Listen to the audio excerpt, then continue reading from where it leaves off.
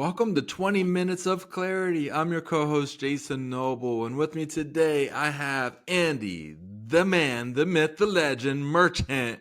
I'm so excited to go into an important topic once again.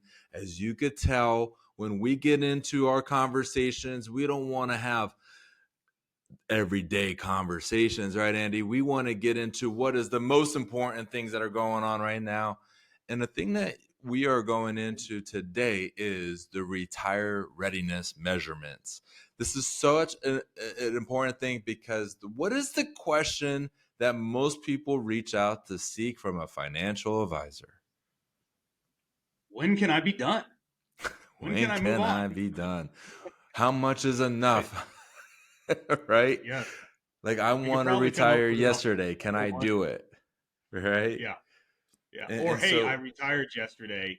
Am I okay? Thank you. one of the Yeah. things that we focus on in a Clear Picture Wealth program is that retirement readiness score. We're also going to be talking today with regards to healthcare strategies. I think there's a misnomer out there that you have to wait until 65 to retire so that you could jump on a Medicare, and that you cannot get any healthcare before then. Other than Cobra, there's many factors there, and that we're going to talk Right. about. And then the They're third really factor we're going to expensive talk about is your buckets, your income bucket, your growth bucket, and then legacy bucket. So we'll talk about all of those. So let's get into the Clear Picture Wealth program, that retirement readiness score. Andy, as the architect, can you give us behind the scenes of what you do to drive what is that readiness score? And I can add any context as well. Yeah. I mean, people want to know and have confidence, right? They come to you and I, Jason, for advice and direction and how do I do the things I want. But most people spent their entire life doing what they've been, trained or taught or advised to do, and that's put money into their 401k, build it, save it, and then pick a day that they can live on some kind of level of withdrawal rate and just hope the world just stays fairly normal. And although that's still kind of traditional guidance, it doesn't mean that there's another way to give our listeners a better peace of mind. So you and I, when we started building the Clear Picture Wealth program, we started asking what are some of the more important questions or the more important ratios that people would better understand than just probability of success through the Monte Carlo simulation that most people don't get, right? Yeah. And so what I felt is, again, with Clear Picture Wealth program, everything's about let's try to get as much of the things in control, so that we can manage the things we can't. And there's two main things that go into income, right? Let's break down income in retirement. Is most of the time you have a certain number that you need, and then we have to figure out how to source it. Well, sourcing it really falls into two buckets. You can source it through passive income, which we talk a lot about, and we'll get some details of what that means here today. Protected income, that's going to be your Social Security monies, your pensions, those kind of factors. And we'll talk again on that. And if you don't have enough of those two buckets to offset your expenses, then you're reliant on your portfolio Mhm. and the growth or loss inside of there. And if we have sustained years, that puts a lot of strain on people. So we're going to really hit on that, but I really think the retirement or the passive plus protected income ratio that we use is probably the biggest one that we're talking most about. So when it comes to passive income, it's reliable reoccurring income coming off of passive investing. And then when we're looking at protected, then that is ongoing reliable income reoccurring that's coming in off of either assets that you put aside, or it's coming in from Social Security. So we look at those two factors. So let me give you like an example. I think examples will illustrate this really well. Let's say the couple we're working with, Andy, needs $100,000 a year. I like using 100,000. It makes the Easy. illustration a little bit easier, right? Social Security coming in, it's $40,000 a year, but they have no other income source. They don't have passive income. They don't have protected income other than the Social Security. So that means they got to withdraw $60,000 a year in order to meet their household obligations, right? Well, in that example, that means they have a 60% portfolio reliance rate. That's really high. According to the Retirement Income Certified Professional designation, when I was going through that designation, they were saying that you want to have that number really below 25%. And then if and then you get into the psychology of why, and it was the higher the portfolio reliance ratio, the higher levels of stress and anxiety the couple exhibited during retirement, because so much of their expenses were and the way that they were living life was reliant on how the portfolio went. So that kind of leads me into another factor that we looked at as I was going through the RICP, and then that was portfolio withdrawal rate. Mhm. Now, if the portfolio withdrawal rate is at 1%, then it doesn't matter what your portfolio reliance ratio is. What I mean, it doesn't matter is I could put your money in 100% stock or 100% bonds. You will not run out of money. Yep. So, how much money would you need to save to get Right. $60,000 a year to have a 1% withdrawal rate? You're looking around $6.5 million to $7 million, depending, uh, uh, based off of tax implications, right? Because the easy Yep. number, right, Andy, is 6 million, right? And you're Yep. like, well, no, you Yep. got to pay taxes on that, right? It's not So 6 million, it's right? not 6 million, right? You got to have a lot more. Okay, so now if your portfolio withdrawal rate, let's say it's 4% or 5%, yeah, you're gonna want that portfolio reliance ratio lower. So let's say we came across that situation, right, Andy? What are some of the things that we could be considering to lower that portfolio reliance ratio below 25%, and so that we could then withdraw the rest to cover the expenses? No, it's a great question. It's a in depth question, and there's a lot to peel back on that onion there. But again, sticking to our theme of control what we can control. There's what you can control on the expense side. I mean, you hit the nail on the head with taxes. Let's just take that same example. We have to figure out expenses and cash outflow, and if you can keep your tax bracket to the most minimal amount in retirement, then you're going to need a whole lot less money to live on.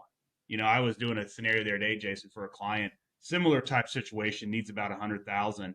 All of their money is in a 401k, which, as we Mm-hmm. know, if we're listening, a 401k is great during deferral, but then you hit a certain point in retirement. Now that you could take it out, it's all ordinary income. So now you've got 40,000. We'll use your scenario, Jason. 40,000 of Social Security. You need 60,000 to come out. Well, 60,000 is not what you have to take. It takes 60,000 plus taxes, and let's just assume now that you're in the 20th, 25% tax bracket, just to kind of give us a round number, you're taking way more than 60, Well, right? way more than 60. And again, I always bring it up that 40,000 is subject, the 85% of that 40,000 is subject to ordinary income tax because your Yeah. provisional income is well over the limits. So go Yeah. figure, right? In that Yeah. just hypothetical scenario, they're paying even taxes on the Social Security, go figure, right? Well, why are you No, going to work your butt off all year just to turn around and take 100 grand and have to have 25,000 of it go to the government first, and then you got to pay for your medical expenses, and then you realize that you have really no living, because another number we look at is budgeting in retirement. We all know nobody likes budgeting, but what's it close expenses? But as you're in retirement, wouldn't you want to have the majority of your money that you're paying taxes or distributing going to your living expenses, whether it's enjoying the time at the country club, traveling to see things that you wanted to see, or spending time with family, grandkids, whatever it might be? I'd rather most of it go to those purposes than to taxes and or other features that you could have controlled, but you have to start before you retire. and It's you real hard know, for us to do any of this stuff once you hit retirement. Then we're just working with numbers. it reminded me where last year AARP reached out and they had a conversation with me with spending going higher. What are some of the things that those in retirement that have more of a fixed income, what can they be doing? So a very specific, nuanced situation. I had an answer, and you're on the clock when you're talking to AARP. They don't have all day, and I was like, well, I would break down their expenses into essential versus discretionary. And then on the essentials, see if there's any ways they could readjust their expenses. You could do that with home and auto insurance and stuff like that, right? And then on their discretionary, truly determine, do they really want to keep on spending that money for that? And if the case is no, then maybe they could cut that spending, especially if they're on a Yep. fixed budget, or a fixed income, I should say. The other thing that you brought to my mind was asset location. So asset location, I always like to say what the term is and then break down what it is, Uh-huh. right? For those that are listening, it's how much do you have in pre-tax, how much do you have in after tax, and then how much do you have in Roth, right? And Tag, yeah. the old adage used to be withdraw money from your after tax and then withdraw money from your pre tax and leave it in your Roth to the end. That used to be the old adage, but there's been a lot of studies on this, and I came across these studies going through ongoing continuing education, all the fun stuff that we get to enjoy being professionals, and looking at using a blended distribution where you're taking some money from the IRA, some money from the Roth, some money from the taxable, actually showed to have that money last the longer. And the Mm-hmm. core rationality behind it was less tax drag. Less tax drag allowed that money to stay in the account working longer for those that use this approach. So when I can, like, right, Andy, I look to see what could we do to implement that approach. If I'm working with my clients in their 30s and 40s, I'm already giving them recommendations about how they could have assets in different locations to offset this risk. But to your point, how many generations were saying put money into the 401k and let it grow, and then you could take the money out. Also, that 20 to 25% Yep. goes to Uncle Sam, right? And Yep. so this is where we're getting into more sophisticated approaches by seeing, is there ways that like Roth conversions can make sense, and then how do we offset healthcare costs, based off of your assets and where that money's coming from. Well, and that ties into the question, Jason, when people always ask us, hey, when can I be done? Give me confidence. And the answer always is it depends. And if we've got enough time and we've structured the buckets right, we have so much more control. I'll tell you a fun story. Um, kind of before the interest rates started to go up, we know that markets have volatility, and as we've always tell our clients, we don't like to have to sell in retirement to provide you your income when the markets are down. And that's a balance we have to play because once that money's out, it's out. It can't rebound. And before the downturn started to happen, I've got some great partnerships with some banks here, but we started putting on home equity lines of credits that had multiple year fixed rates. Right. So if you're a client out there, you're listening, you've got to partner with your bankers. It's not as attractive as it is right now, but I always have all my clients before they prepare for retirement is when they've got income, because bankers only like how much you can pay based on what you earn, not what you own. Put on a home equity because your house is trapped equity. And in this case, my scenario or my example is the market started to downturn. We were able to lock in a low 3.5% fixed rate. The markets went down. We were able to borrow from their equity in their home through a home equity at a much lower rate than it would have cost in both taxes during distribution if we wouldn't have had it, plus the lost money that we wouldn't have been able to have to rebound. Now the markets have rebounded and we're starting to work ourselves out while we're still in that 3.5% fixed rate. Wonderful. So Yeah. going back to it depends. You have to meet and have a breakdown of asset location more than anything. And then we could help you define what portfolio reliance, withdrawal rate, and financial independence metrics are ideal for you in that scoring. I'm going to touch on healthcare, Yeah. right? You don't have to wait. Those listening, you don't have to wait until Medicare to then retire. You can retire before 65. The thing that I would say is, where are you going to get your healthcare from? If you have a retiree medical benefit through work, well, that could be the answer, right?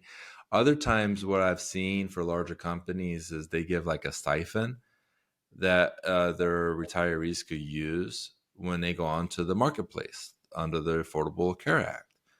Well, then we got to look at what are the premiums, deductibles, does it cover your prescriptions and things of that nature. But this is worthy of a dialogue and an analysis, because what if it's like one of those things where you want to retire at 62 and you have the funds, you have the money, you have the resources to do it, but no, you're going to work another 3 years just so that you have Medicare. This is where you could potentially retire earlier and be able to still have your healthcare needs met. And, and this conversation is involving not just your financial advisor, but your healthcare provider or the future healthcare provider. Someone has been vetted. Here in Charleston, I vetted someone who's phenomenal. He helps not only with the Affordable Care Act, but helps them all the way into Medicare planning. And then we work collaboratively. What I mean is, my clients and this advisor, they send me over the reports, and then I'm able to run it into my system. And if you have good asset location, I could do a blended distribution to keep your modified adjusted gross income lower so that you get what's called a premium tax credit. Hence, what I'm saying is you pay lower premiums per month in order to get for due to this credit. So you Yep. can retire before 65. And like I get the answer. I already hear it, Jason. You could retire 64 and just jump on the Cobra. You could, you could, but you could retire sooner and not even involve Cobra. I mean, Well, and like like you said, Jason, on this stuff, even if with the subsidy tax credit, the premium tax credit, we can get it way lower in cost than Cobra. the Cobra. And if you're gonna get the Yeah. coverage that meets your expectations, then why even go through the Cobra route? I have used Right. Cobra. I have recommended that Yep. because what they would have gotten on the marketplace was not going to meet their needs as well. Yep. Just to do Cobra, just because you're used to it, all I'm saying is work with an advisor that focuses on what's in your best interest and has that dialogue. And if you decide to go with Cobra anyway because of a level of comfort, then you made a well informed decision. But if you Yep. make a decision purely off of comfort and there was no one there that showed you this other arrow in the quiver that you could have used, right? How frustrating is that going to be, knowing that you paid Well, all this extra money per month, per year, just to bridge that gap until you reach 65? And it's not well, often and I work with couples that they're both born in the same year, Andy, right? I was So they you take just care took of it right them. out of my mouth there. I've been trying to get it out. Yeah, because most of this time, right, when we do retirement planning, it's not single life retirement planning. And when you're talking about healthcare, what if spouse A is turning 65, but spouse B is 62 or three? I don't think they're going to want to stay working for a couple years. And I don't know. I'm sure you talk about this, Jason, but well timed. Even if you're going to go on COVID, because you don't have the assets to take advantage of the premium subsidy credits that we referred to, and that's what you have. You know, there's ways that you can extend Cobra coverage for your spouse, as long as there's a qualifying event that would still allow them, right? So we went down that path with another one of my clients. They retired, but their Cobra ran out in the middle of, or at the same time, in the middle of when they were applying for Medicare. And Oh, under the goodness rules, gracious. which you can look at it, if it runs out, then your surviving spouse or your spouse would be able to continue the Cobra coverage for them for another 18 months. So you can actually get up to 36 months of Cobra coverage if you understand the time and the If you rules. understand it. So But this is yeah, this is what I'm getting into. It's like Cobra could be the right answer. It could yeah, be. I'm not going to say it absolutely is. But if you want to retire before 65, this conversation needs to happen as soon as possible. Why not today? Just stop whatever you're doing and reach out so we can have that conversation. All right, last but there you not go. least, Yep. man, we got to get, it's not going to be 23 minutes of clarity. It's going to be 20 minutes, Andy. We got to talk about the bucket. So when you do a Yeah. bucketed approach, right, you got anywhere between 3 to 7 years of income in the income bucket. Okay. And then you have everything that's in excess going into the growth bucket. Now there is the what's called the legacy bucket. When I'm doing growth and income, I'm focusing on pure retirement income strategies and planning. The legacy bucket that I have used in the past is any RMDs that are in excess than what they need for spending. That goes into like a joint brokerage account or a trust account. and in that money is geared towards for the next of kin for down the road, or even offset some healthcare costs down and later on in the plan. Andy, what are some of the other things that you have explored for the legacy bucket? Yeah, no, you kicked it. I think the key message or the key comment there is that this is excess income. This isn't like I want to leave money to my kids. Yes, that's part of it, but this is the money that you can commit to in retirement that are for legacy wealth. So it could be, to your point, Jason, what you said. We're doing one right now for a client. It's an RMD. They have excess RMDs, requirement and distributions. Mhm. We got a plan in place. We're funding it, but we're using excess money to buy a leveraged benefit, right? So Yes. instead of just passing on whatever is left in the 401k at the right or an opportune time, we are now buying an above and beyond leverage benefit of a couple $100,000 using money that they just would have put into a bank account and got very little, or a brokerage account, and had the volatility. So that's a key strategy. Annual gifting income. People want to make sure that they have gifting in their legacy bucket. It could be charity. It could be to their church for tithing and ongoing support.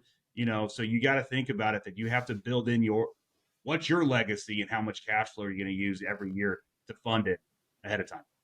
Yeah, yeah. If it's a 502c3 charity, like nonprofit, you could consider using qualified charitable distributions, QCDs, as Yep. well. That could lower your tax implications and help you with your philanthropic goals. I'm always impressed, Eddie. You always add that extra quiver into the scenario. The extra, just one extra arrow into that quiver every single time. I love it, Andy. Well, that was Andy, the man, the myth, the legend merchant out of Wichita, joining me today here in Charleston, South Carolina for 20 minutes of clarity. Thank you for tuning in and listening. We'll be in next week. Thank you.